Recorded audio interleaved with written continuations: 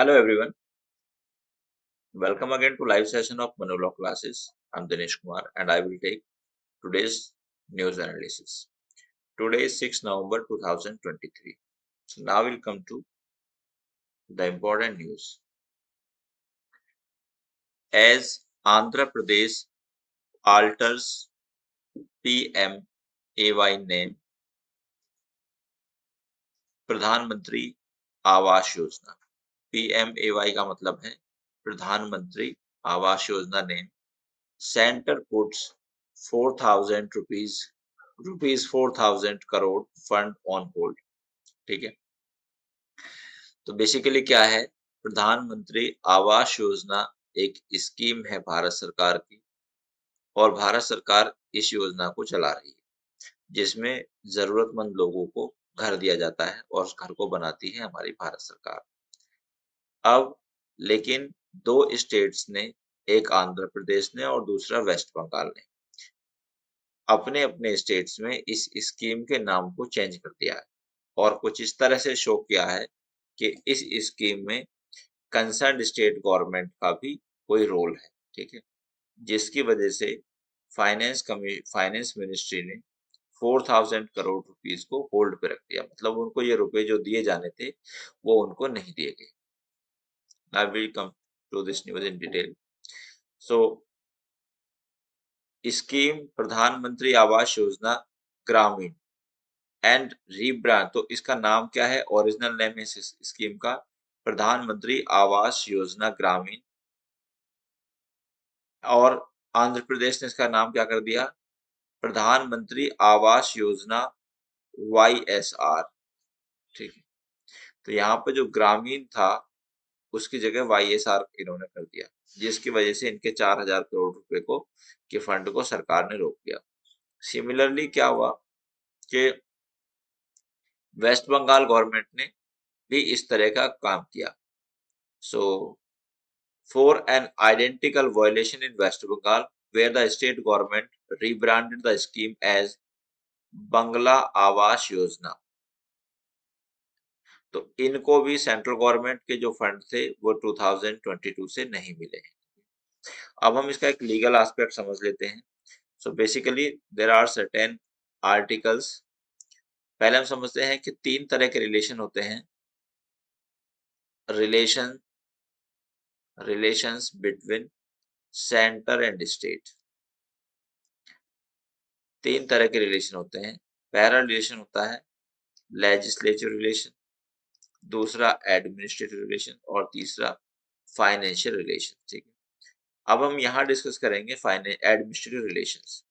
तो administrative relation का मतलब ये है, इसके लिए आप आर्टिकल पढ़ेंगे 258, 259। ठीक है, ये कहते हैं कि जब स्टेट गवर्नमेंट अपनी एग्जीक्यूटिव पावर को एक्सरसाइज करेगी तो वो कोई भी काम ऐसा नहीं करेगी जिससे कि भारत सरकार की जो एग्जीक्यूटिव पावर है उनका वायलेशन। सिमिलरली जब गवर्नमेंट ऑफ इंडिया अपनी एग्जीक्यूटिव पावर को एक्सरसाइज करती है तो वो कोई ऐसा काम नहीं करेगी जिससे कि स्टेट गवर्नमेंट के एग्जीक्यूटिव पावर को अफेक्ट किया जाए। अब सेकंड पॉइंट ये है, आर्टिकल 256 और 257 ये पावर देते हैं किसको, सेंट्रल गवर्नमेंट को, कि सेंट्रल गवर्नमेंट स्टेट गवर्नमेंट को कुछ डायरेक्शंस दे सकती है। ठीक है, अब जैसे एक डायरेक्शन यहाँ पर प्रधानमंत्री आवास योजना के रिगार्डिंग, ठीक है, अब इन्होंने इसका नेम चेंज किया, so they have violated these directions. ठीक है, अब अगर यहाँ पर तो फंड को होल्ड पर रखा गया है, लेकिन और कॉन्सिक्वेंसेस क्या हो सकते हैं अगर स्टेट गवर्नमेंट सेंट्रल गवर्नमेंट की डायरेक्शन का वायलेशन करती है।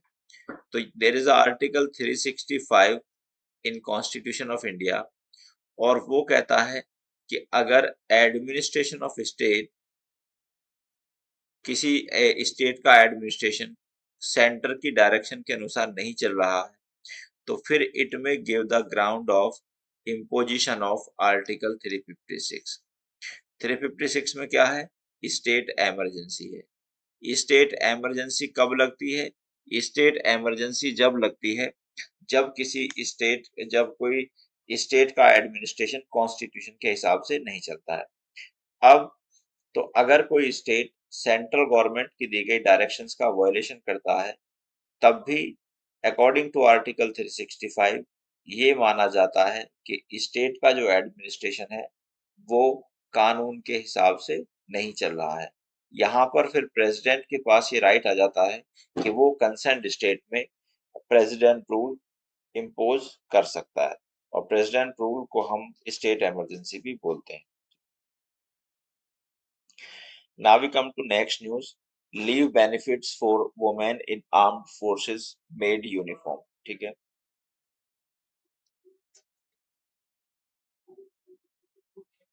अब देखिएगा कि आर्टिकल 14 टू 18 आर्टिकल 14 टू 18 जो है वो इक्वेलिटी बिफोर लॉ और इक्वल प्रोटेक्शन ऑफ लॉ की बात करता है कि सभी लोगों को कानून की नजरों में समान रेस्पेक्ट दिया जाएगा, या सभी लोग कानून की नजरों में समान होंगे। इसको हम बोलते हैं रूल ऑफ लॉ। ठीक है। अब हमारी जो डिफेंस मिनिस्ट्री है उसने अप्रूवल दे दी है एक प्रपोजल को, जिसमें कि जो हमारी फीमेल सोल्जर्स हैं they will be grant maternity child care and child adoption leave to women soldiers.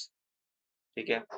And air warriors on par with the officers. ठीक है। तो अभी तक कुछ लीव केवल ऑफिसर्स को मिलती थी, कुछ लीव केवल मेल ऑफिसर्स को मिलती थी, कुछ फीमेल ऑफिसर्स को मिलती थी, लेकिन अब यहाँ पर इन सब लीव को यूनिफॉर्म कर दिया है। ठीक है। अब इसमें देखें अगर हम, at present women officers get maternity leave of 180 days with full pay for each child subject to maximum 2 children।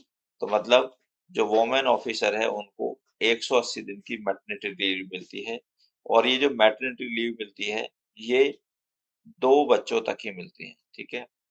अब मैटरनिटी लीव से संबंधित जो प्रोविजंस हैं हमारे आर्टिकल 42 कॉन्स्टिट्यूशन ऑफ इंडिया में दिए गए हैं। ये सारी लीव मिलती हैं गवर्नमेंट जॉब में भी और प्राइवेट जॉब में भी। ठीक है। और 26 वीक की ये लीव मिलती है, जिसमें फीमेल 13 वीक बिफोर डिलीवरी ले सकती है, और 13 वीक्स की जो छुट्टी है वो उसके बाद ले सकती है।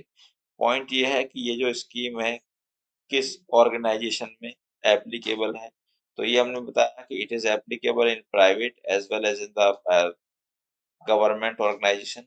लेकिन एक लिमिटेशन क्या है कि कम से कम किसी उस ऑर्गेनाइजेशन में, कंपनी में एटलीस्ट 10 मेंबर्स होने चाहिए। तो अगर किसी कंपनी में लेस देन 10 मेंबर्स हैं तो वहां पर ये प्रोग्राम एप्लीकेबल नहीं होते, या यहाँ पर ये लीव एप्लीकेबल नहीं होती। सेकंड पॉइंट ये है कि इनको चाइल्ड केयर लीव मिलती है 360 डेज। ठीक है। Total service career, subject to the child being less than 18 years of age. तो ये कब मिलेगी? जब उनकी एज जो है 18 साल से कम हो बच्चों की। ठीक है। अब सिमिलरली उनको 180 दिन की चाइल्ड एडॉप्शन लीव भी मिलती है after the date of valid adoption of a child below 1 year of the age. तो ठीक है। तो अगर कोई चाइल्ड है जिसकी एज जो है 1 साल से कम है, उसको, जिसकी एज 1 साल से कम है, उस बच्चे के देखभाल के लिए या एडॉप्शन के लिए उसको कितनी मिलती है? 180 डे की लीव मिलती है। ठीक है। तो ये सारी लीव्स हमने डिस्कस करी, और अब ये लीव जो है वो यूनिफॉर्म कर दी गई हैं सभी के लिए। Now we come to next news. Kerala governor to rebut government plea in Supreme Court. तो बेसिकली क्या हुआ, सुप्रीम कोर्ट ने, अभी केरला गवर्नमेंट ने और तमिलनाडु गवर्नमेंट ने जो वहां के गवर्नर्स हैं उनके खिलाफ सुप्रीम कोर्ट में एसएलपी फाइल की। एसएलपी होती है special leave petition under article 136, जिसमें कि हम किसी भी कोर्ट के डिसीजन के खिलाफ, किसी भी ट्राइब्यूनल के डिसीजन के खिलाफ, या किसी एनी अदर अथॉरिटी के डिसीजन के खिलाफ डायरेक्टली सुप्रीम कोर्ट जा सकते हैं। अब यहाँ पर जो गवर्नर के खिलाफ जो प्ली फाइल की थी उसका रीजन क्या था? उसका रीजन ये था कि गवर्नर उनके जो बिल्स हैं लेजिस्लेटिव असेंबली के, उन पर टाइमली साइन नहीं करते, जिसका कॉन्सिक्वेंसेस क्या होता है कि उनके जो लीगल इश्यूज हैं, लीगल मैटर्स हैं, वो एनफोर्स नहीं हो पाते। क्योंकि देखिए, बिल जब तक कानून नहीं बनेगा, जब तक वो बाइंडिंग इफेक्ट नहीं रखता है। इसलिए इनके खिलाफ पीयर प्ली फाइल की गई थी और एसएलपी फाइल की गई थी। अब इससे संबंधित आर्टिकल है article 200 of constitution of India, जो गवर्नर को पावर देता है कि वो किसी बिल पर साइन करे, तभी वो बनेगा, कानून बनेगा। सेकंड है आर्टिकल 201, जो राइट देता है गवर्नर को कि it can reserve a bill for the consideration of the president. तो जनरल रूल ये है कि लेजिस्लेटिव असेंबली के सारे बिल्स जो हैं वो कानून कब बनते हैं, जब उन पर गवर्नर सिग्नेचर कर देते हैं। लेकिन गवर्नर के पार्ट पर आर्टिकल 201 के अनुसार ये ड्यूटी है कि अगर गवर्नर को ऐसा लगता है कि जब कोई बिल उसके पास सिग्नेचर के लिए आता है, और अगर उसे ऐसा लगता है कि अगर उसने उस पर साइन किया तो it will affect the federal structure of the state, या it will affect the power of the concern high court या जुडिशरी, तो यहाँ पर गवर्नर के पार्ट पर ये लीगल ड्यूटी है कि वो उस बिल पर साइन नहीं करेंगे, रादर उस बिल को वो प्रेसिडेंट के कंसिडरेशन के लिए रखेंगे। अब अगर प्रेसिडेंट उस पर साइन कर देते हैं तो इट्स ओके, अगर नहीं साइन करते हैं तो फिर वो बिल कानून नहीं बनेगा। अब यहाँ पर गवर्नर की तरफ से आज की न्यूज में रेस्पॉन्स आया है कि गवर्नर ने ये कहा है कि पहले तो गवर्नमेंट गवर्नर के अगेंस्ट गई, अब गवर्नर का रेस्पॉन्स ये आया है कि ये जो प्ली है, it would accord him a legal opportunity to bring in more clarity to the dispute. ठीक है, तो वो इस बात को कह रहे हैं कि हाँ ठीक है, जब ये मैटर सुप्रीम कोर्ट में जाएगा तो इस इशू में और ज्यादा क्लियरिटी आ जाएगी। ठीक है।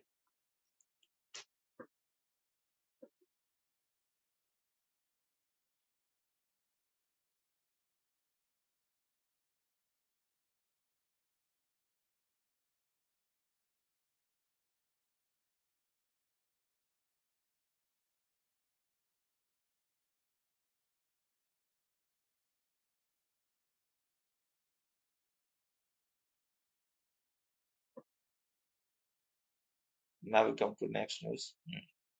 Indian envoy asked Canada for evidence in Najjar case. Basically कुछ दिन से न्यूज जो है काफी चर्चा में है, और इसमें क्या हुआ कि पहले वहां पर कनाडा में हरदीप सिंह नज्जर थे, and he was considered a pro Khalistan Khalistan leader. Pro Khalistani का मतलब है, इन लोगों की डिमांड है कि भारत में एक सेपरेट स्टेट होना चाहिए, नेमली खालिस्तान। ठीक है, लेकिन इनकी किसी पर्सन ने कनाडा में गोली मारकर हत्या कर दी, जिसका एलिगेशन गवर्नमेंट ऑफ इंडिया पर लगा, जिससे दोनों देशों के जो रिलेशन है वो थोड़े स्ट्रेंड हुए। ठीक है, सब्सिक्वेंटली क्या हुआ कि हमने कनाडा से बोला कि वो अपने कुछ जो डिप्लोमेट्स हैं उनको कम करें, क्योंकि वो उनके जो डिप्लोमेट्स हैं वो हमारे इंटरनल अफेयर्स में डिस्टरबेंस कॉज करते हैं। ठीक है, इस तरह के एलिगेशन और काउंटर एलिगेशन दोनों तरफ से लगे। अभी हमने कनाडा से बोला है कि if they think that our government of India was involved in the murder or the killing of Najjar, then it is the duty on the part of Canada to provide us proof regarding the same। क्योंकि देखिएगा, जब हम किसी पर कोई allegation लगाते हैं तो यहाँ पर बर्डन ऑफ प्रूफ उस ड्यूटी पर होता है, कि उस पर्सन पर होता है, उस अथॉरिटी पर होता है कि वो इस बात को प्रूव करे। तो कनाडा ने एलिगेशन तो गवर्नमेंट ऑफ इंडिया के अगेंस्ट लगा दिए, but now it is not able to give the proof that there was involvement of the government of India in the killing of Najjar. Now we come to next news. Bhutan came to meet PM today. Assam border project on agenda। ठीक है, तो अभी कुछ दिन पहले भूटान की और China का एक एग्रीमेंट साइन हुआ है रिगार्डिंग द बाउंड्री डिस्प्यूट और डिलिमिटेशन। डिलिमिटेशन का मतलब होता है एडजस्टमेंट ऑफ बाउंड्रीज। ठीक है, अब हमारी नज़र इस पे पहले से ही थी, क्योंकि चाइना का हमारे साथ पहले से ही बाउंड्री डिस्प्यूट चलता रहता है। ठीक है, तो यहाँ पर जो डोकलाम इशू है, हम उससे कंसर्न में हैं। ठीक है, अब यहाँ पर ये जो आज भूटान के प्रिंस आए हैं, will discuss with our Prime Minister, ठीक है। तो यहाँ पर हम इनसे बॉर्डर डिस्प्यूट की बात ही करेंगे। Although we do not have any dispute with Bhutan regarding the border, but हम देखेंगे कि चाइना का जो एक्चुअल लाइन ऑफ बॉर्डर है वो कहाँ पर है, ठीक है। So it should not affect India in any way. Now we come to next news. Parties oppose Jammu and Kashmir LG move to bar staff from hosting state, ठीक है। अब जो जम्मू एंड कश्मीर एक यूनियन टेरिटरी है, वहां के LG हैं मनोज मनोज जी, ठीक है। और इन्होंने क्या किया है वहां पर, उन्होंने ये एक नया रूल लाए हैं ये, कि वहां के जो जम्मू एंड कश्मीर के जो लोग हैं, जो एडमिनिस्ट्रेटिव पोस्ट पर लोग हैं, ये जो वहां पर गवर्नमेंट जॉब करते हैं, उनको they have banned from participating in and organizing protest to the press for their demand in union territory। तो अब उनको जो है कोई भी प्रोटेस्ट करने से रोक दिया जाएगा, या उनको मतलब वो किसी भी प्रोटेस्ट को नहीं कर सकते, ऐसा कहा गया, ठीक है। अब इस पर हम लीगल इशू डिस्कस करते हैं। There is article 19 in the Constitution of India, और आर्टिकल 19 के 6 सब क्लॉजेस हैं, A B C D E और जी। एफ जो है वो राइट टू प्रॉपर्टी था, जिसको हटा दिया गया है यहाँ से 44th कॉन्स्टिट्यूशन अमेंडमेंट के द्वारा। तो earlier right to property was a fundamental right under article 19(1)(f), लेकिन अब इसको निकाल दिया है, और उसको निकाल के यहाँ रखा है हमने आर्टिकल 300A में। So now it is merely a constitutional right. अब ये केवल एक कॉन्स्टिट्यूशनल राइट ही है, ठीक है। अब हम देखते हैं कि आर्टिकल 19(1)(b जो है वो क्या कहता है। तो आर्टिकल 19(1)(b कहता है कि every citizen of India have the right of peaceful assembly और टू फॉर्म यूनियन, ठीक है। तो हम यूनियन बना सकते हैं बीइंग सिटीजन ऑफ इंडिया, और हम पीसफुल असेंबली को होल्ड कर सकते हैं। अब यहाँ पर क्वेश्चन ये है कि क्या पीसफुल असेंबली होल्ड करना या प्रोटेस्ट करना क्या हमारा एक फंडामेंटल राइट है? So answer is that it is not a fundamental right because it is subject to the reasonable restrictions. So जब गवर्नमेंट एम्प्लॉय कुछ इस तरह से करते हैं, स्ट्राइक पे जाते हैं या और अदर वे करते हैं, तो उनको रोका जा सकता है, क्योंकि गवर्नमेंट एम्प्लॉय अगर स्ट्राइक पे जाएंगे तो it will affect there functioning, and consequently it will affect the right of the people और जनरल पब्लिक। तो इसलिए ये जो राइट है उनका, ये एब्सोल्यूट राइट नहीं है, rather it is subject to the reasonable restrictions given in the article 19 clause 3। तो इस राइट पर सरकार के पास ये राइट है कि वो रेस्ट्रिक्शंस लगा सकती है। Now no jurisdiction on plea by deceased UP officials wife. तो बेसिकली दो टर्म आप समझे, एक होती है लोकपाल, लोकपाल पूरे देश का होता है, और एक होती है लोकायुक्त, लोकायुक्त स्टेट वाइज होते हैं। हमारे देश में जो लोकपाल का इंस्टीट्यूशन है, इसको हम ओम्बड्समैन भी बोलते हैं, वी कॉल इट ओम्बड्समैन, और ये हमने लिया है स्वीडन से। अब बहुत दिनों से डिमांड थी कि जो हमारे गवर्नमेंट है, गवर्नमेंट के ऑफिसर्स करप्शन करते हैं, या जो मिनिस्टर लेवल के लोग हैं वो करप्शन करते हैं, तो उनके खिलाफ अभी हम डील करते हैं कि जो हमारी जुडिशरी है वही एक्शन लेगी, ठीक है। और इससे डील करता है प्रिवेंशन ऑफ करप्शन एक्ट। लेकिन हमने एक और इम्पार्शियल बॉडी बनाई जिसको हम बोलते हैं लोकपाल, ठीक है।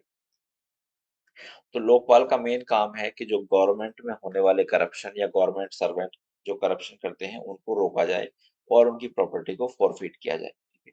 अब यहाँ पर एक यूपी का मैटर आया है,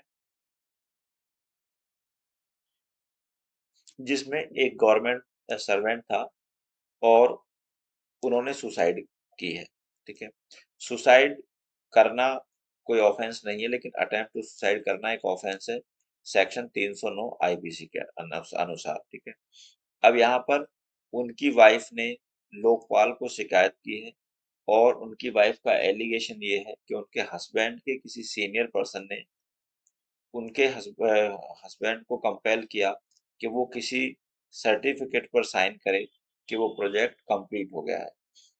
सेंट्रल गवर्नमेंट का कोई प्रोजेक्ट था कि वो उस पर साइन करें कि वो जो सर्टिफिकेट है, जो प्रोजेक्ट है वो कंप्लीट हो गया है।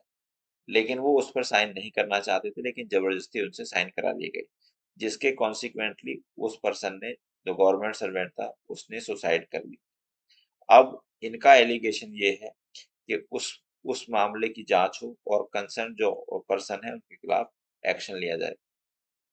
लेकिन लोकपाल ने ये कहा है कि लोकपाल का इस तरह के मामले में ज्यूरिसडिक्शन नहीं होता है, क्योंकि लोकपाल, अगर किसी पर्सन को हम सुसाइड के लिए कंपेल करते हैं तो it is an offence under section 306 of IPC. ठीक है, तो उन्होंने कहा है कि ये क्रिमिनल मैटर है और इसके लिए क्रिमिनल कोर्ट ही जाएगा। और सेकंड, उन्होंने ये कहा कि उन्होंने प्रिंसिपल सेक्रेटरी हैं टूरिज्म एंड कल्चर डिपार्टमेंट के, उनको भी डायरेक्ट किया है कि वो इस मामले में जो भी लीगल एक्शन होता है वो लिया जाए।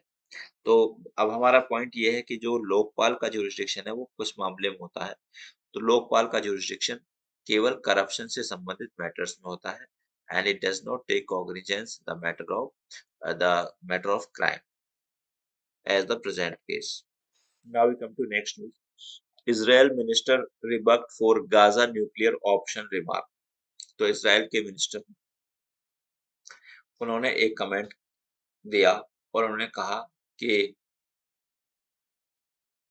इसराइल जो है वो गाजा पर न्यूक्लियर अटैक भी कर सकता है। ठीक, जिसकी वजह से उनकी क्रिटिसिज्म हुई और उनको मिनिस्ट्री के पद से हटा दिया गया है। ठीक है, अब ये न्यूक्लियर अटैक करना जो है, ये it is not allowed in the law, लेकिन इसके लिए एक ट्रीटी है, CTBT।